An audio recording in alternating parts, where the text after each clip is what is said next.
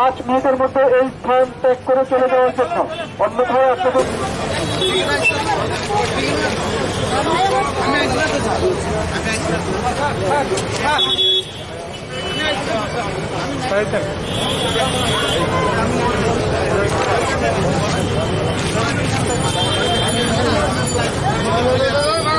আমরা আজকে 10,323 শিক্ষকদের পক্ষ থেকে গান্ধী স্ট্যাচুর সামনে আমরা 2 ঘন্টার জন্য একটা ডেমনস্ট্রেশন করার কথা ছিল।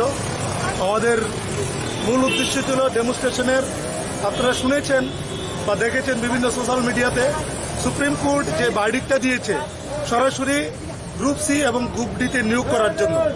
তাই আমরা এখানে এই দাবি নিয়ে 2 ঘন্টার জন্য বসার কথা ছিল, কিন্তু আরক্ষা দপ্তর আমাদেরকে বসার পারমিশন দেয়নি। সুতরাং আমরা সবাই যার যার বাড়িতে চলে যাব।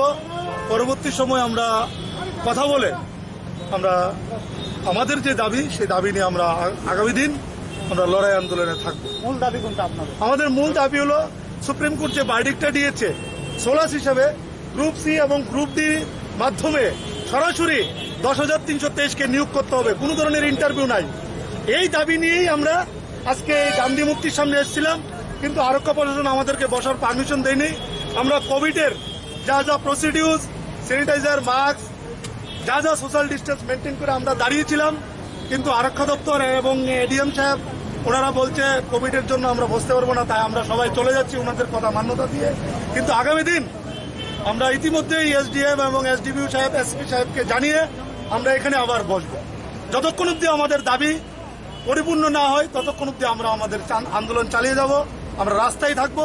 আমাদের মূল দাবি হলো অবিলম্বে, আমরা আপনারা জানেন 93 জন সহযোদ্ধাকে হারিয়েছি, আমরা আর কোনো সহযোদ্ধাকে হারাতে চাই না।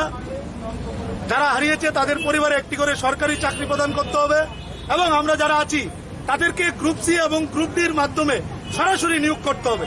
এখানে আমরা ইন জেনারেল যারা আছে তাদের সঙ্গে আমরা পরীক্ষায় বসবো না। আমাদেরকে রাজ্য সরকার সুপ্রিম কোর্টে একটা এফিডেভিট দিয়ে বলেছিল গ্রুপ সি এবং গ্রুপ ডির মাধ্যমে 10,323কে নিয়োগ করতে হবে। ওখানে এফিডেভিট দেওয়ার পর রাজ্য সরকার, শিক্ষা দপ্তর এবং রাজ্যের শিক্ষামন্ত্রী এখানে ইন জেনারেল সবার সঙ্গে আমাদেরকে ইন্টারভিউ বসার জন্য আপিল করেছে। আমরা সবার সঙ্গে ইন্টারভিউ বসবো না। ওখানে ওরা কমিটমেন্ট দিয়েছিল যে আমাদেরকে সরাসরি গ্রুপ সি এবং গ্রুপ ডি নিয়োগ করতে হবে। তাই আমরা রাজ্য সরকারের কাছে আবেদন করছি সরাসরি আমাদেরকে গ্রুপ সি এবং গ্রুপ ডিতে নিয়োগ করুন। তা নিয়ে আমরা আজকে গান্ধী মূর্তির সামনে 2 ঘন্টার জন্য একটা গণ অবস্থানের আয়োজন করেছিলাম, কিন্তু আরক্ষা প্রশাসন আমাদের পারমিশন দেয়নি। ধন্যবাদ।